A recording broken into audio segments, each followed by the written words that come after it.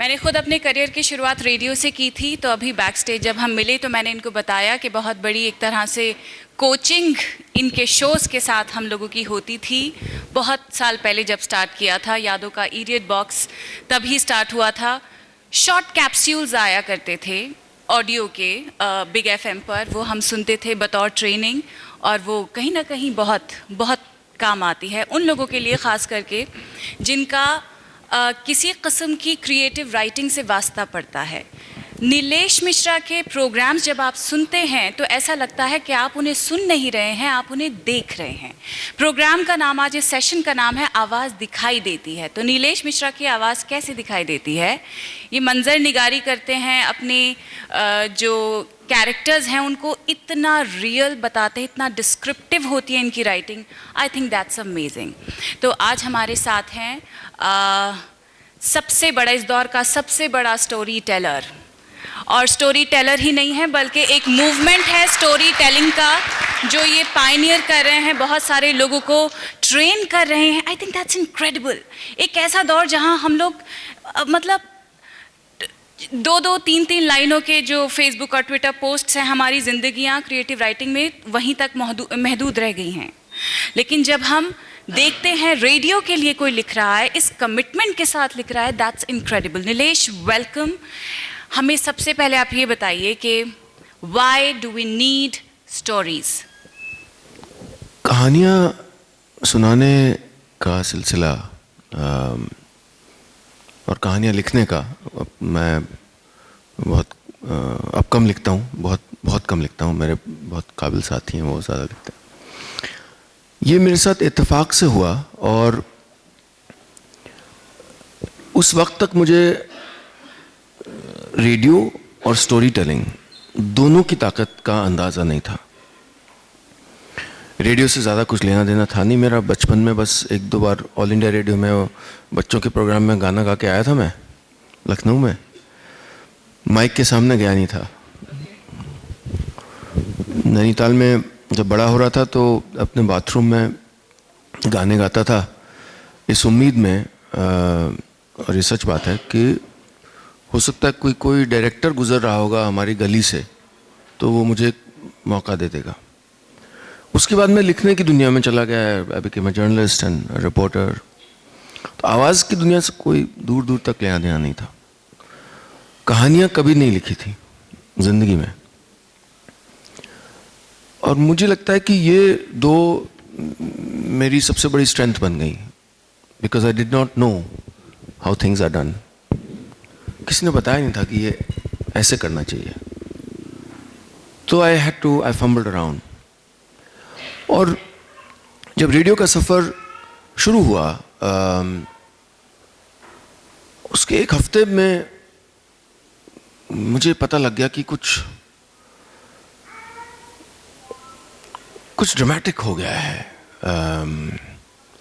मेरी ज़िंदगी में कुछ लाइफ चेंजिंग हो गया है, और शायद बहुत सी ऑडियंस के लिए बहुत गहरा असर कर रही है ये कोशिश। क्योंकि अचानक ऐसे मैसेज आने लगे फेसबुक पे कि लोग दफ्तरों से देर से निकलते थे ताकि वो कहानियाँ सुन पाएँ। बिल्डिंगों में नीचे पार्किंग लॉट पे बैठे रहते थे ताकि कहानियाँ ख़त्म हो जाएं, तब जाएं। मियाँ बीवी में झगड़ा होता था तो एक मुझे याद है मैसेज आया था कि 9 बजने के 5-7 मिनट पहले वो मियाँ बीवी में से एक बोलेगा कि कहानी सुननी है। तो वो जाके कार में बैठ जाते थे, क्योंकि घरों में थे नहीं रेडियो, तो फिर लड़ाई ख़त्म हो जाती थी। कुछ अनोखा होने लगा। ऐसा जो हॉस्टल के डिनर टाइमिंग चेंज हो रहे थे, क्योंकि लोगों ने कहा कि दिन भर बहुत शोर होता है, और हमने डिनर अपना टाइमिंग चेंज करवा दिया है। और I was not used to this. और ये सफ़र, इसके जो इनिशियल जो एक हाई होता है ना, एक जो रोमांस का शुरुआती हाई होता है ना, मोहब्बत का, उसके बाद जब रिलेशन स्टेबल होता है, तो जब ये रिश्ता स्टेबल होने लगा तो इसकी जो अलग अलग लेयर्स खुलने लगे हैं कि बहुत सी फीमेल लिसनर्स के कमेंट्स आते थे, कुछ के फ़ोन में आते थे कि पहली सीज़न में सारी कहानियाँ मैंने लिखी थी, तो कि आपको कैसे पता कि हम ऐसा सोचते हैं। एक कहानी थी सारेगामापा, वो एक ऐसी लड़की की कहानी थी जिसको संगीत से बहुत प्यार होता है, जिसके फादर उसको सरप्राइज करते हैं एक हारमोनियम बर्थडे गिफ्ट देके। शादी होती है तो साथ में हारमोनियम आता है, और जब जैसी दहलीज के अंदर कदम रखती है, पहली बात सुनती है वो अपने ससुराल में, वो हस्बैंड की आवाज़ है जो किसी से कह रहे हैं कि हारमोनियम स्टोर में रख दो। और वो रोज़ उस स्टोर में जाती है और हारमोनियम जो 6 कदम दूर होता है उसको देखती है, वो फासला नहीं तय कर पाती है, रोती है। और फिर किस तरह से इस संगीत की अपनी जो शौक़ है उसको रीडिस्कवर करती है, वो तिकड़म करती है और वगैरह। इसके बाद इतने लोगों के मेरे पास मैसेज और फ़ोन आए कि ये कैसे पता आपको, ये तो मेरी माँ की कहानी है, ये तो मेरी कहानी है। तो जब ये होने लगा तो फिर वो जो initial romantic phase, the high, कि लोग, क्योंकि मैं पत्रकार था, मैं तो रिपोर्टर था, और रिपोर्टर्स अपने आप को बहुत तोप चीज़ समझते हैं। एक दिन मैंने नौकरी छोड़ दी। हिंदुस्तान टाइम्स में मैं डेप्यूटी एग्जीक्यूटिव एडिटर था। अगर नौकरी करता रहता तो शायद कुछ और अच्छा कर जाता पत्रकारिता में। तो पापा ने कहा कि यार तुमने नौकरी छोड़ दी। मैंने कहा बैठिए एक मिनट। तो फेसबुक पेज खोला, तो उसमें लिखा था कि I heard this story and it changed my life. तो मैंने कहा बात बताइए, आखिरी बार मैंने पत्रकार के तौर पे ऐसा क्या किया था, या किसी भी तौर पे, जिससे किसी की ज़िंदगी बदलती हो। हमको लगता है कि हम ज़िंदगी बदलते हैं, हम शायद प्रॉब्लम सॉल्व करते हैं एज जर्नलिस्ट। बट जब एक मुझे याद है, मैं बॉम्बे में एक बुक शॉप में घूम रहा था और एक फ़ोन आया कश्मीर से। कई फ्रेंड्स हैं मेरे जर्नलिज्म के दिनों से कश्मीर में, तो अननोन नंबर था। It was a young woman who said कि मैं आपको शुक्रिया कहना चाहती हूँ, इसके लिए फ़ोन कर रही हूँ क्योंकि आपने मेरी ज़िंदगी बचा ली। I was in a relationship which was a very bad relationship, और आपकी कहानियों ने मुझे ये ताकत दी, हिम्मत दी कि मैं उस रिश्ते से बाहर आ सकूं, और अगले हफ्ते मेरे चाइल्डहुड स्वीट हार्ट से शादी है। कई बार तस्वीरें आती हैं, मैसेज आते हैं कि कोई आईसीयू में है। कई तस्वीरें ऐसे आई कि कोई अस्पताल के कपड़ों में है, नीले कपड़ों में, हरे कपड़ों में, हेडफोन लगाए, फ़ोन है, और एक लेडी की फ़ोटो आई थी, वो हल्की सी मुस्कुराहट थी उनके चेहरे पे, बेटी ने खींची थी, और बोला कि मैं इस मोमेंट के लिए आपको थैंक करना चाहती हूँ क्योंकि वो तकलीफ़ में है, लेकिन मैंने आपकी कहानियाँ उनके कानों में लगाई हैं, और I know that this is helping her ease और give her some will power. एक अहमदाबाद की लड़की थी, उसका मेल आया लंबा सा कि मेरी दोस्त है, उसको कैंसर है और बहुत तकलीफ़ होती है उसे, एक कमरा है वही उसकी दुनिया बन गई है। तो मैंने आपकी कहानियाँ उसको पेन ड्राइव पे लोड करके दे दी है, तो रोज़ वो किसी और दुनिया में जाती है आपकी कहानियों के साथ। सीज़न 1 तब ख़त्म हुआ ही था, सीज़न 2 शुरू हो रहा था, और मैंने एक कहानी लिखी, बगल की सीट वाली लड़की, जो एक कैंसर अफेक्टेड लड़की के बारे में थी। और ये कहानी जब ख़त्म हुई तो लाइव तो होता नहीं, शो रिकॉर्डेड होता, तो उसी से बात की मैंने, अहमदाबाद में जो लड़की थी, and she spoke to me and she told me what the stories do to her, how they, क्योंकि आज हम इतने बटे हुए, इतने नाराज, इतने सोशल मीडिया पे गुस्से से भरे हुए, गाली देने को तैयार इसलिए हैं क्योंकि हम दूसरा बन के सोच नहीं पाते।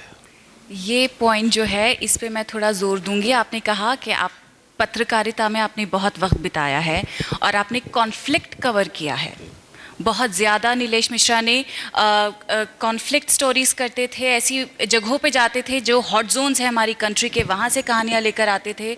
तो मैं आपसे जानना चाहती हूँ, जब आप अदर की बात कर रहे हैं, कहानियाँ अदरनेस को ख़त्म करने के काम आती हैं। जब इनकी कहानी मैं सुनूंगी, मुझ पे कुछ असर होगा, मेरी कहानी इनको सुनाई जाएगी, इन पे असर होगा। हमारे हर एक के पास अलग अलग कहानियाँ हैं। कहानियों को बस एक जगह से दूसरी जगह जाने की देर होती है। इसका हवाला देते हुए मैं आपसे सवाल करना चाहती हूँ, जैसे आपने बोला है कि बटे हुए हैं हम लोग।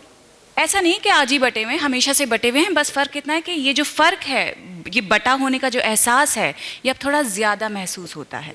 तो आपकी कहानियों में वो जो कॉन्फ्लिक्ट आपने कवर किया था, जो स्टोरीज आप करते थे बतौर जर्नलिस्ट, उसका कितना इम्पैक्ट है?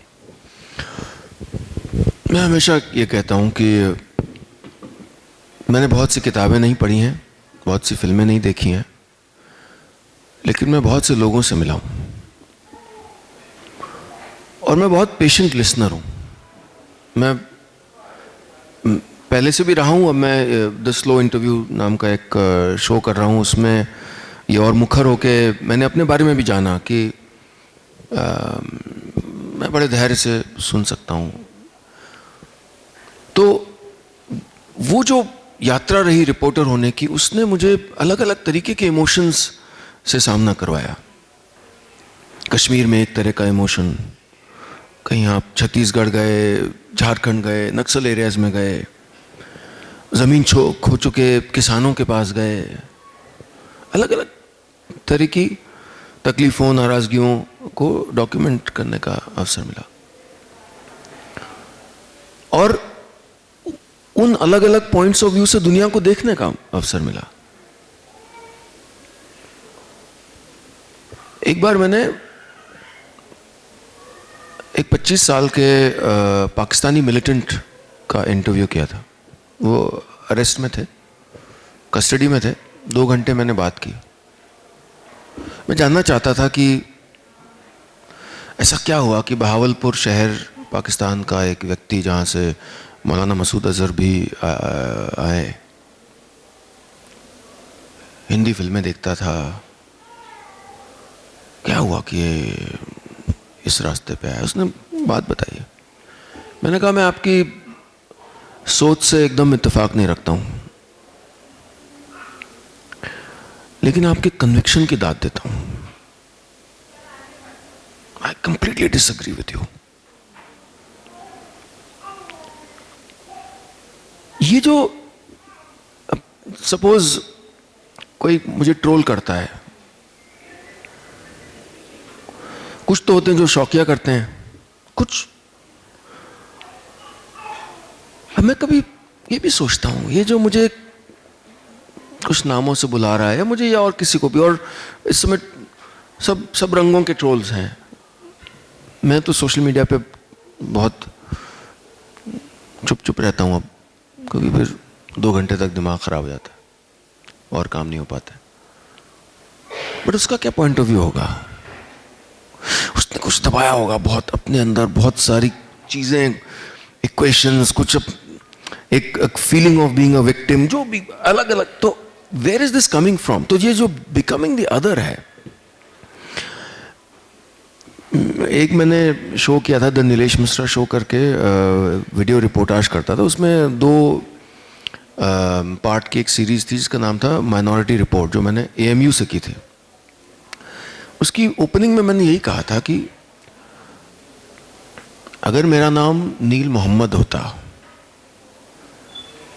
तो मैं दुनिया को अलग तरीके से देखता। मैं जैसे ही पैदा होता, मुझे अपने दोस्त, अपने दुश्मन, क्या अच्छा है, क्या बुरा है, क्या पाक है, क्या नापाक है, बता दिया जाता। मेरा नाम नीलेश मिश्रा है। मैं जैसे ही पैदा हुआ, मुझे बता दिया गया क्या अच्छा है, क्या बुरा है, कौन दोस्त है, कौन दुश्मन है, क्या पाक है, क्या नापाक है। नील मोहम्मद की जो सोच होती क्या वो गलत होती? नहीं, वो वर्ल्ड व्यू है उसका, वो वर्ल्ड व्यू दिया गया है। नीलेश मिश्रा को अपना वर्ल्ड व्यू दिया गया है और उस वर्ल्ड व्यू का लॉजिक है, इतिहास है, कल्चर है, कितने फैक्टर्स होते हैं जो किसी भी कम्युनिटी की, किसी भी मोहल्ले की, किसी भी दोस्तों के ग्रुप की सोच को डेवलप करता है, राइट? क्या वो गलत है? नहीं, I need to understand that. एक मैंने प्रोजेक्ट किया था जर्नलिज्म में कॉल्ड मिशन कश्मीर, जिसमें मैं, एक कश्मीरी मुस्लिम कॉलीग और एक कश्मीरी पंडित कॉलीग, हमने अक्रॉस कश्मीर ट्रैवल किया था। तो मैं स्टोरीज लिख रहा था और 2 पॉइंट्स ऑफ व्यू थे। बहुत वक्त बाद दिल्ली में आईआईसी में एक सेशन हुआ मीडिया का कुछ, जिसमें इस सीरीज पे एक सेशन रखा गया स्पेशली इस सीरीज पे। उसमें कई कश्मीरी स्टूडेंट्स आए थे। उन्होंने कहा ये आप तो स्टीरियोटाइपिंग कर रहे हैं, इसका क्या मतलब है? आप ये कश्मीरी मुस्लिम को... मैंने कहा देखिए, आप आइडेंटिटी को विश्व कर सकते हैं, पर आइडेंटिटी तो है। अगर हम फर्क हैं अलग अलग, चाहे जातियों में हो, धर्मों में हो, वो है, वो तो मिला है। आप उसको विश्व नहीं कर सकते हैं कि अचानक वो गायब हो जाएगा। आप उसके साथ रह सकते हैं, आप एल्बो रूम बना सकते हैं कि मैं आपसे जो मेरी नाइतफाकी है उसके बावजूद भी मैं आपके साथ रह सकता हूं। मेरी नानी की सबसे अच्छी दोस्त जो 2 थी, घसियारी मंडी लखनऊ में गलियों का इलाका था, एक मुस्लिम परिवार और एक क्रिश्चियन परिवार। तो जो मुस्लिम परिवार था उसमें जो बुजुर्ग थी उनको सब अप्पी कहते थे, अप्पी और दूल्हा भाई। हर होली में दूल्हा भाई का कुर्ता फटना एक परंपरा थी, रंगे जाते थे।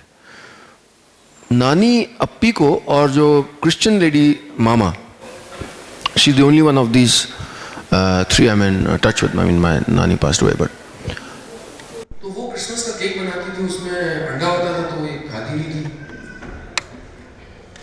लेकिन मामा को और अप्पी को वो राज पता होते थे जो शायद घर में उनके अपने हस्बैंड को भी नहीं पता होते। सेक्युलरिज्म शब्द तब इजाद नहीं हुआ था और जरूरत भी नहीं थी इसकी। ऐसे ही थे हम।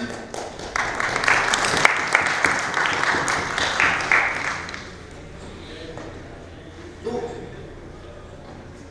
ये जो ताना बाना है हमारे होने का, हमारे बड़े होने का, हमारी सोच का, वो जर्नलिज्म में लाया है कहीं ना कहीं। स्टैंडिंग विद द अंडरडॉग, उसकी बातें लिखना, और फिर वो उसके जरिए जो अलग अलग हिस्सों में गया देश के, बातचीत की लोगों से, तो जो अंडरस्टैंडिंग आई इमोशंस की, अनकही भावनाओं की भी एक अंडरस्टैंडिंग, खामोशियों की जो अंडरस्टैंडिंग, वो कहीं ना कहीं कहानियों में है। बहुत जर्नलिज्म के करियर का बहुत असर है जो कहानियों के उसमें मेरे काम में। लेकिन जब से मैं हर प्लेटफॉर्म पर कहता हूँ, जब से मुझे बोलने के पैसे मिलने लगे, मैं बोलता इतना हूँ, इसलिए आप हमेशा मुझे कट कर दीजिएगा। ऐसे में अगले सेशन की भी उसमें मेरा आपसे अगला सवाल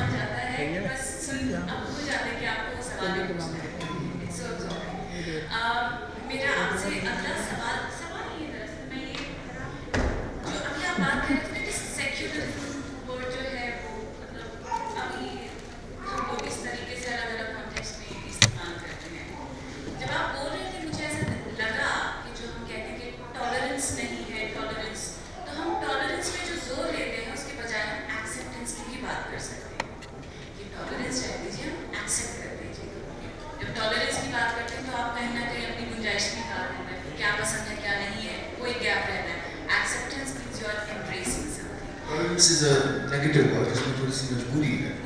एक्सेप्टेंस क्या बहुत बड़ा है। वही बात है। तो जब हम कहानियाँ पढ़ते हैं, सुनते हैं, लिखने की कोशिश करते हैं, तो कहीं ना कहीं वो एक्सेप्टेंस का एलिमेंट्स होता है। ये चीज़ नीलेश मिश्रा एक तरह से, जो मैंने शुरुआत में कहा था, एक तरह का मूवमेंट चल रहा है कि जितने लोग केपेबल हैं, जिनको शौक़ है कहानियाँ लिखने का, उनको बढ़ावा दे रहे हैं। मंडली आपने अपनी बनाई है, तो please tell us about what is mandali, कौन कौन आपको कहानियाँ भेजता है, किस तरह की कहानियाँ आप पढ़ते हैं, प्रोसेस क्या होता है उसे एडिटोरियली फ़िल्टर करने का। आई एम श्योर बहुत सारे लोग आज भी मतलब इस वक्त होंगे ऑडियंस में जो कि लिखना चाहते हैं, आपसे संपर्क करना चाहते हैं इसके बाद। जब पहला सीज़न शुरू हुआ तो मुझे तो पता भी नहीं था कि मैं किस एक गली में घुस गया हूँ जिसके आगे एक और दुनिया है, क्योंकि मेरा तो एक बैंड था, बैंड कॉल 9, उसका एक एल्बम आया था रिवाइंड, उसको मुझे मशहूर करना था, तो उसके सीडी मुझे बिकवाने थे, तो मुझे रेडियो पार्टनर चाहिए था। तो बिग एफएम ने कहा ठीक है जी आप, उन्होंने सुना जब तो बोले आप रेडियो शो करेंगे, मैंने कहा मैंने कभी किया नहीं है। तो मुझे तो कोई 3 महीने का सफ़र था, मैं सोचा था। तो पहले सीज़न में मैंने ही लिखी सारी कहानियाँ। एक अजीब सा एको आने लग गया अचानक, क्या बंद हो सकता है? लेकिन उसके बाद अचानक यंग राइटर्स आने लग गए कि मुझे कहानियाँ लिखनी। तो मैंने कहा देखिए मैं कहानियाँ ख़रीदने का काम नहीं करता हूँ, मैं टीचर का बेटा हूँ, चलिए साथ में बैठ के कुछ बेहतर कर लेते हैं। तो बम्बई में मेरे घर में मंडे की सुबह थी, तो 2 लोग आए मेरे घर, उमेश पंत और सम्राट चक्रवर्ती। तो वो बैठे और जो सम्राट बिना बुलाए आए थे, तो मैं थोड़ा अपसेट भी था क्योंकि बुलाया तो उमेश को था, साथ में ये व्यक्ति भी आ गए। बोले सर मैं आपकी कहानियाँ बहुत सुनता हूँ और आपकी कहानी में एक लाइन है मुझे याद है, नानी की कार नाम की कहानी थी। नानी की कार का रंग लाल था, माँ के पाँव के आलते की तरह लाल, पापा की फाइल के फीते की तरह लाल। तो मैंने कहा कहानी लिखोगे? बोले नहीं सर मैं तो एडी बनने आया हूँ, असिस्टेंट डायरेक्टर बनने आया हूँ। कि नहीं लिख सकते हो। And he became one of our best writers. तो ये मंडे था, तो मैंने कहा, तो उन्होंने कहा कि 2-3 लोग और आना चाहते हैं लिखने। मैंने कहा ठीक है अगले मंडे मिलते हैं 11 बजे। अब I have a fetish for new ideas. तो मैं जब वो आए, 4 लोग आए थे, तो मैंने कहा इसको कुछ नाम दे देते हैं, लगता है ये कुछ इसका कुछ होगा, ये कहीं यात्रा पहुंचेगी, उसको मंडे मंडली बोल देते हैं। फिर वो किसी भी दिन होने लगी तो वो मंडली बन गई। तो वो फिजिकली होती थी, फेस टू फेस, हम दिन भर बैठते थे और चाय पीते रहते थे और एक दूसरे के कहानियों को पुर्जा करते रहते थे। ये प्रोसेस था। ये बताया जाता था कि जब मेरे आप घर के अंदर दाखिल हों तो अपने जूते और अपनी ईगो बाहर रख के आए। तो वो बड़ी खूबसूरत एंटिटी हो गई, क्योंकि राइटर्स की इतनी ईगो होती है कि वो अपनी गलतियां सुनना ही नहीं चाहिए। उनको लगता है कि ये हमारी क्रिएटिव फ्रीडम है वगैरह वगैरह वगैरह। उनको अगर फॉर्म ये वो डिस्कस करो तो बड़ा, पर उस मंथन में अपना थोड़ा rounding off the edges of our writers ego वो होने लगा। और एक फॉर्मेट इवॉल्व हुआ कि जब एक राइटर कहानी पढ़ता था, फिर बाकी जितने लोग थे वो उस पर अपना ओपिनियन बताते थे। सिर्फ ये नहीं कहेंगे अच्छा है बुरा है, अच्छा है तो क्यों अच्छा है डिटेल में बताइए, बुरा है तो क्यों बुरा है।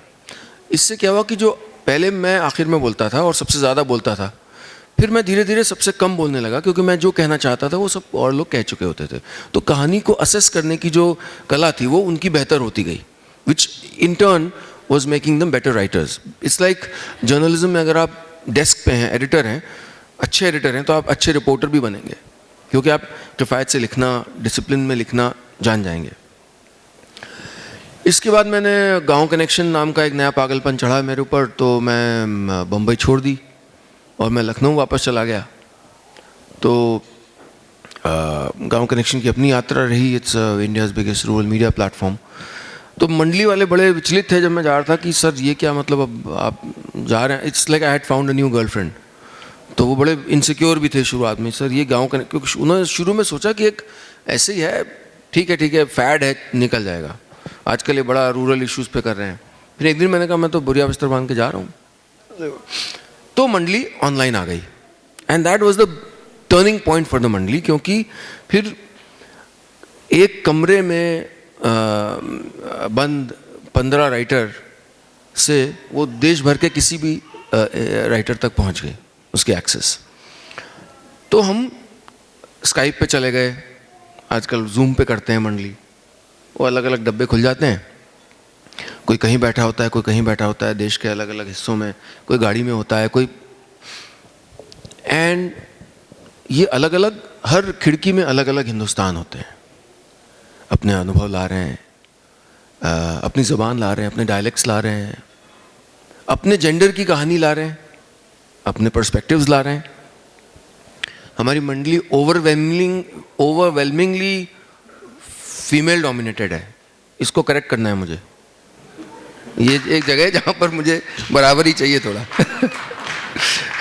So I'm actively encouraging male, you know, and it's not a, है कुछ कि हम बहुत fiercely pro women होती हैं हमारी राइटिंग, हम बहुत strong women characters होते हैं, if they are underdogs they fight back, तो कहीं ना कहीं कुछ छू जाता है, आई गेस, जो फीमेल राइटर्स है उसमें, and it encourages them to write.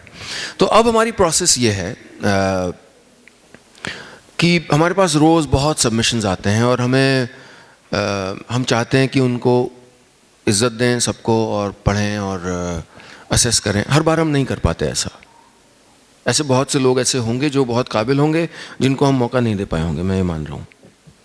लेकिन ये हमारी गलती नहीं है, ये मजबूरी है, क्योंकि बहुत कम लोग हैं और बहुत से सबमिशंस आते हैं। इसको हम अब बेहतर कर रहे हैं।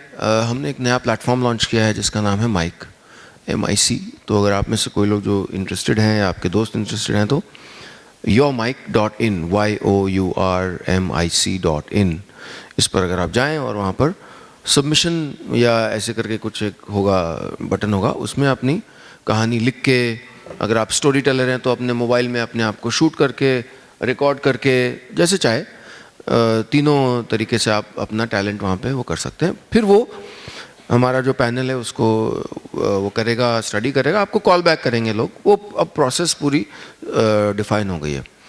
और हमने एक और चीज़ की है कि अभी चिल्ड्रन स्टोरी टेलर्स लॉन्च किए हैं। मेरी बेटी वैदेही जब 3 साल की थी, अब 4 की है, तो एक दिन वो अचानक मेरे स्टडी में आई। वो कॉलेज के गुंडों की तरह उसका वो है, बॉडी लैंग्वेज है, मुझे भी रिकॉर्ड करना है, करिए। तो बैठी वो, तो उसने एक कहानी सुनाई, जो एक मंकी था, उसकी अम्मा थी, मंकी को ब्लैक ड्रेस चाहिए थी क्योंकि उसको कहीं जाना था, वगैरह वगैरह। What really struck me was कि उसकी कहानी में एक बिगिनिंग और मिडल और एंड था, और उसने एंड में वो वाक्य कहा जो मैं रेडियो पर रोज कहता हूं कि बस इतनी सी थी ये कहानी। I was zapped. तो ये मैंने अपने साउंड इंजीनियर साथी को भेजी कि मैंने कहा भाई कुछ बनाओ, यूट्यूब पे डाला उसे और thousands of people started to listening to her। तो मैंने कहा ओके। तो फिर हमने 4-5 कहानियाँ की, उसको शो बना दिया, वैदेही की बातें। फिर लगा वाई जस्ट वैदेही, तो फिर हो गया बच्चों की बातें।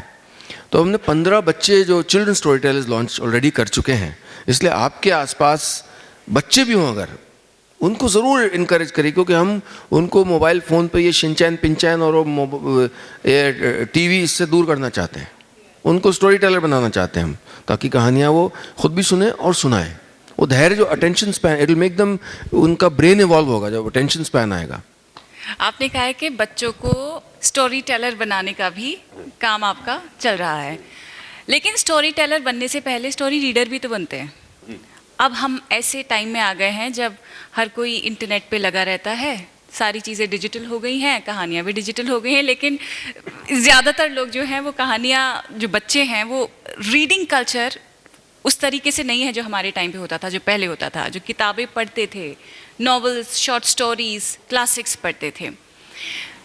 आप क्योंकि स्टोरीज़ बनाते हैं, लोगों को एनकरेज करते हैं, लेकिन जो क्लासिक्स पहले लोग मतलब आप भी स्टोरी टेलर कुछ पढ़ के ही बने हैं। So how is it important to read? How do you see कि अगर स्टोरी टेलर बनना है उसके लिए स्टोरी पढ़नी भी पड़ेगी, तो उसे किस तरीके से अपने अंदर दोबारा से वो कंडीशनिंग कितनी ज़रूरी है, किस लेवल पे आज के दौर पे है भी कि नहीं, रेलिवेंट है भी कि नहीं जो मैं बोल रही हूँ? नहीं, बिल्कुल रेलिवेंट है। और जब आप पढ़ते हैं, आजकल तो कई चीज़ें वो रोमन स्क्रिप्ट में लिख दी जाती हैं, कई स्टोरीज हमारे पास रोमन स्क्रिप्ट में लिख के आती हैं और हम उनको जवाब देते हैं कि please if you are writer worth your salt please send it in Devanagari. मतलब यहीं आपके नंबर कट गया, आपने जितना बड़ा क्लासिक भेज दिया होगा। तो वो बिल्कुल है, लेकिन साथ साथ एक और चीज़ मैं देख रहा हूँ कि दोष हम कम्युनिकेटर्स का था कि हम अपनी ऑडियंसेस की सेवा नहीं कर पाए। हम ऑडियंसेस को ब्लेम करते रहे। जो हिंदी में साहित्य लिखा गया उस पर आत्मनिरीक्षण होना चाहिए कि लिखा क्या गया। क्या राइटर्स ने और बदलते वक्त के साथ, और बदलते वक्त का मतलब ये नहीं कि आप इंग्लिश में कहानियाँ लिखने लग जाएं, हम नहीं लिखते इंग्लिश में कहानियाँ। हाँ, हमारा जो पात्र होता है अगर वो अंग्रेज़ी के कुछ शब्द इस्तेमाल कर रहा है वो करेगा, लेकिन मैं जो भाषा की मर्यादा है, वो सैंक्टिटी है, उसको रखूँगा। तो आई फील कि us the communicators did not work hard enough to reach out to our audiences. क्योंकि जब मैंने शुरू किया तो मुझे मेरे जो और साथी थे जो रेडियो स्टेशंस के और सीईओज थे, वो कहते भाई तुम क्या कर रहे हो, बॉलीवुड में अच्छा वाला तो चल रहा है तुम्हारा, ये कहानियाँ कौन सुनना चाहता है आज के ज़माने में, और प्राइम टाइम पे, और वो भी वो कहानियाँ नहीं जिसमें कोई किसी की भाभी को छेड़ रहा है और कोई बदतमीजी कर रहा है, और जो नथिंग सैलिशियस, नथिंग टिटिलेटिंग, कोई अटेंशन ग्रैबिंग नहीं है उसमें। जो रेडियो पे हम कई बार मतलब वो सुनते हैं कि जो content that does not make me happy, which stereotypes, objectifies all of that, तो ये कोई नहीं सुनेगा। लेकिन अचानक करोड़ों लोग सुनने लग गए। वो तो थे, वो सुनना चाहते थे, हमने सुनाया नहीं उन्हें। हमने जो राइटर्स थे, जो कंटेंट क्रिएटर्स हैं, हमने काम नहीं किया अपना कि हम उन तक और अगर मैं अभी हाल में फिर से जब पुराने दोस्तों से मिलता हूँ मुंबई जाके, मैं यही कहता हूँ कि अगर मुझे किसी ने कहा होता कि आप थोड़ा सा ना ऐसा स्टोरी टेलिंग कर दीजिए, वो 13 to 23 का एज ग्रुप वालों के लिए अच्छा लगे, थोड़ा सा इस तरह की ज़्यादा हो थोड़ा, या तो ये यात्रा शुरू नहीं होती। या अगर मैं कहता आपसे कि मैं जी प्राइम टाइम पे आपको कहानियाँ सुनाऊंगा, स्टोरी टेलिंग होगी, उसमें गंभीर कहानियाँ होंगी, कुछ सतही नहीं होगा, और भाषा भी अच्छी होगी, उसमें मर्यादित होगी, तो आप तो मुझे कहते कि आप don't call me, I will call you back. तो सब तरफ जो थे कन्फ्यूजन्स थे ऑडियंस के बाद, हमने ऑडियंस को ब्लेम करना शुरू कर दिया, जबकि मेरी ऑडियंस वो 13 साल की जो बच्ची है, 13 इज द न्यू 23, वो 13 साल की बच्ची में इतनी मैच्योरिटी है कि वो कहानी सुन के, और वो साथ साथ हनी सिंह को भी सुनेगी, वो रॉक शो में भी जाएगी वो, लेकिन जब वो हमारा शो सुनेगी तो फिर, क्योंकि हम एक ही व्यक्ति थोड़ी हैं, हम हमारे अंदर अलग अलग तरीके की चीज़ें, हम कभी गज़लें भी सुनते हैं, कभी कव्वाली सुनते हैं, कभी और अंग्रेज़ी गाने सुनना चाहेंगे। तो हम ही ने तो स्ट्रेट जाकर हमने तो ब्लॉक में कर दिया कि ये तो 13 साल के हैं, बेवकूफ़ी का कंटेंट सुनेंगे, इनको मत सुनाओ कुछ अच्छा। तो हमने अपना काम नहीं किया as writers. And I think the more, अभी मैं देखता हूँ कि कई ऑनलाइन प्लेटफॉर्म्स हैं जहाँ पर लोग पढ़ते हैं, to come back to your question, जहाँ पर हज़ारों कहानियाँ हैं, कि they could be of varying levels of quality, that's fine, but the fact is कि आप जाके एक स्क्रीन के सामने पढ़ रहे हैं, हाँ आप कागज़ को महसूस नहीं कर पा रहे, लेकिन तो ये मैं देख रहा हूँ कि इसकी वापसी हो रही है। हम भी अपने माइक प्लेटफॉर्म पे कहानियाँ जो है पब्लिश करना शुरू कर रहे हैं। सबसे पहले तो हमारी 2-2.5 हज़ार कहानियाँ हैं, उन्हीं को हम पब्लिश करेंगे, और तो और लोग अपनी जो करना चाहें। तो मुझे लगता है कि जो पढ़ने, और आपको देखिए अटेंशन, आप शॉपिंग मॉल, टीवी, मोबाइल, कितनी चीज़ों से तो compete कर रही है, बेचारा वो कागज़ का पन्ना कितनी चीज़ों से compete कर रहा है। तो हमें उसको खूबसूरत भी बनाना होगा, उसको पैकेज भी करना होगा अच्छे से, उसको easy on the eye बनाना होगा, छोटे paragraphs, so there is a packaging issue also here। हम for granted ना लें अपनी ऑडियंस को कि चलिए एक पहाड़ दे दिया आपको शब्दों का, अब आपकी जिम्मेदारी है भैया, हमने तो लिख के ख़त्म कर दिया, हो गया, हमारी किताब वेल प्रोड्यूस नहीं है, आप तक पहुंची नहीं, हाँ अवेलेबल है कहीं वेबसाइट पे, तो उन तक, तो वो I think, but I feel reading is alive, maybe not as well as we would wanted it, but digital युग में रीडिंग कहीं ना कहीं अपनी जगह बना रही है। I have so many questions, so many things to actually say. आपको कहीं ना कहीं कोई हाथ हिला रहा होगा, कोई घड़ी दिखा रहा होगा, मुझे पता है, कोई चोरी से। Exactly. तो मैं एक काम करती हूँ, अब यहाँ पे अपना बोलना बंद करती हूँ। अब आपको जो भी सवाल पूछने हैं नीलेश से, प्लीज हाथ उठाइए और सवाल पूछिए। आप इनको माइक दे दीजिए प्लीज।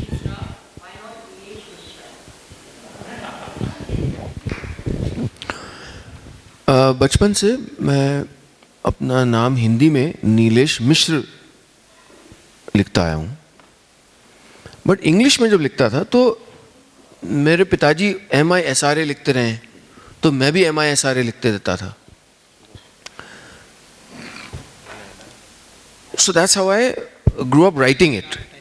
जब रीडिंग बोलने की बात आई तो मुझे लगा कि नीलेश मिश्रा कहूँगा तो मैं लिखता तो हूँ नहीं वैसा, so let me pronounce it as I write it, but that was still in English. एक बार हिंदी का कवर आ रहा था, एक हमारी किताब आई थी, बस इतनी सी थी ये कहानी, तो उसके कवर पे नाम लिखा जाना था। तो मैंने अपने पापा को फ़ोन किया, मैंने कहा मैं इसमें स्पेलिंग मिश्रा स र में आ की मात्रा लिखने जा रहा हूँ, आपके ख़ानदान और आपकी लीनियज को कोई फ़र्क वगैरह तो नहीं पड़ने वाला है, बता दीजिए। तो बोले जैसे, मैंने कहा जैसे उच्चारण करता हूँ वैसे लिखूंगा भाई। तो दैट्स हाउ। इसके पीछे कोई कहीं वो नहीं बैठा है ज्योतिषी है? नहीं नहीं नहीं, बिल्कुल नहीं। हेलो,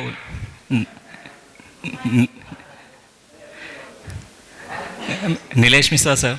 अरे वो पहले पहुंच गए। हाँ जी। नमस्कार, मेरा नाम मोहम्मद अबरार है और मेरा सवाल ये है कि आप मुंबई जैसी मेट्रो सिटी से हटकर अपने गांव में रहना ज़्यादा पसंद करते हैं, जहां तक मैंने देखा है। और एक और मेरा छोटा सा क्वेश्चन है कि गांव कनेक्शन के द्वारा मैंने कुछ ऐसी स्टोरीज देखी हैं जो किसी भी न्यूज़ चैनल पे आज तक नहीं, एक इवन प्राइम टाइम के छोड़ो, एक सिंगल मिनट या सिंगल सेकंड भी नहीं छप सकी।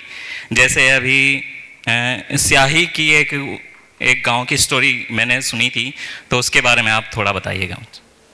शुक्रिया। मैं बम्बई में जब रहता था तो बहुत अच्छा दौर था और नई नई चीज़ें हो रही थी, लेकिन फिर जब ये गांव कनेक्शन का सिलसिला शुरू हुआ तो एक वक्त पर फर्जी लगने लगा कि मैं बम्बई में रह के गाँव कनेक्शन कैसे चला रहा हूँ। और उस बीच में 15 दिन लखनऊ आता था और 15 दिन बम्बई में रहता था। तो एक दिन ये सवाल उठा परिवार में कि घर कहाँ है,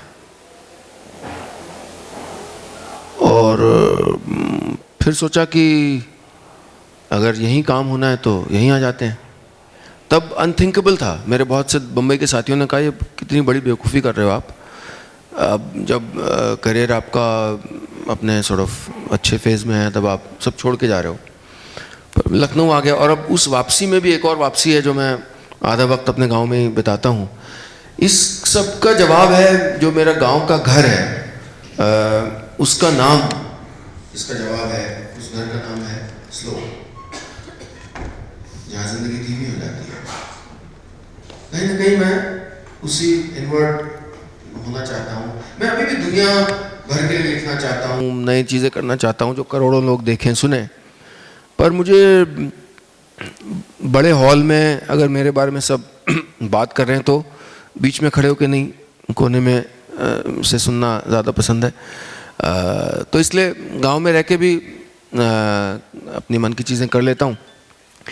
नवाजुद्दीन सिद्दीकी हाल में हमारे गांव आए थे, जो स्लो इंटरव्यू करता हूँ, तो वो कह रहे थे आप बड़े ज़िद्दी हैं, आपने तो बम्बई छोड़ दिया, आप यहाँ आ गए, अब आप कह रहे हैं सब यहाँ पे आए, वो आएंगे सब यहाँ।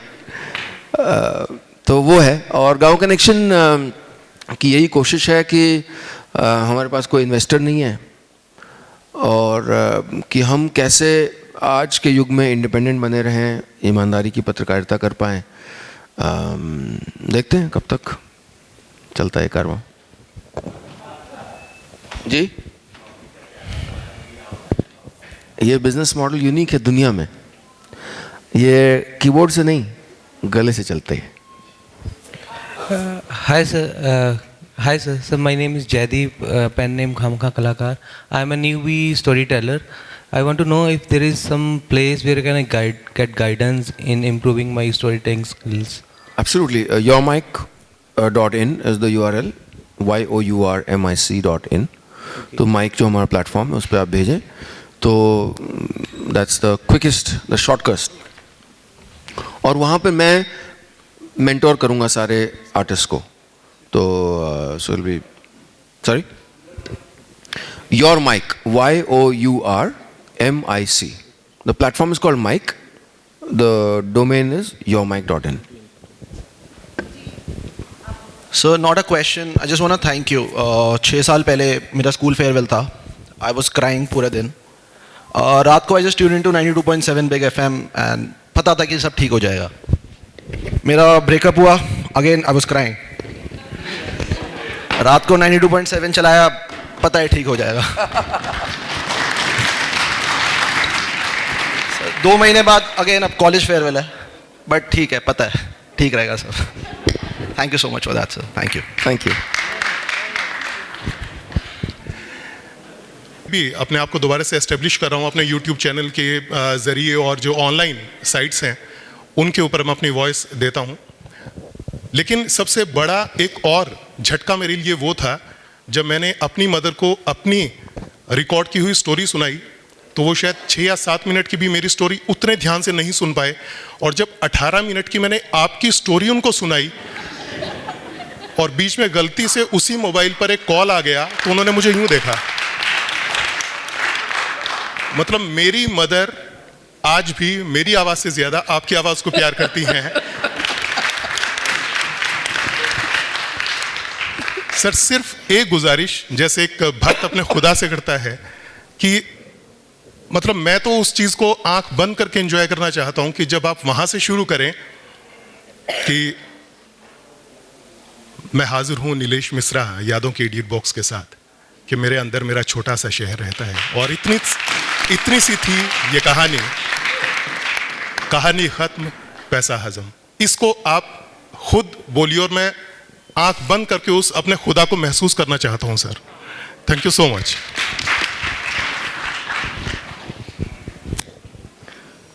पहले तो माफ़ी चाहता हूँ आपकी और आपकी माताजी के बीच में जो दरार आई है. मेरी मंशा नहीं थी ऐसी. मेरा नाम है नीलेश मिश्रा. कहानियां सुनाता हूँ.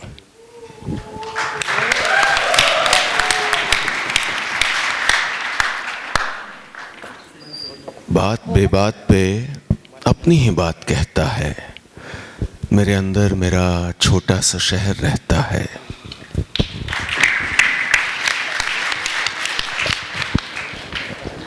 दोस्तों, अभी एक व्यक्ति को व्यक्तित्व बनने में, एक शख्स को कहानी बनने की दास्तान आप नीलेश भाई से सुन रहे थे.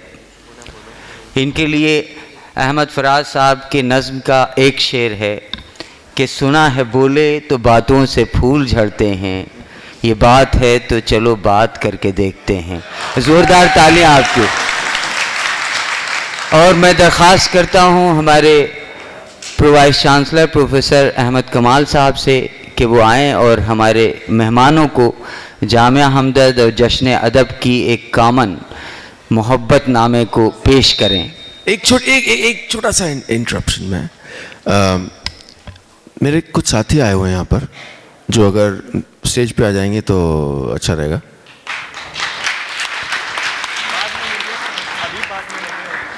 आप लोग मेरी आवाज़ में अक्सर कुछ नाम सुनते होंगे. अनुलता राज नायर, जमशेद कमर सिद्दीकी, रश्मि कुलश्रेष्ठ, हर्षलता, ये मंडली के हमारे राइटर्स हैं और स्टालवर्ड्स हैं जिनको लाखों लोग सुनते हैं. और आप उनके चेहरे पहचान लें. आप सभी लोगों से दरख्वास्त है कि आप खड़े होकर इनका इस्तकबाल करें.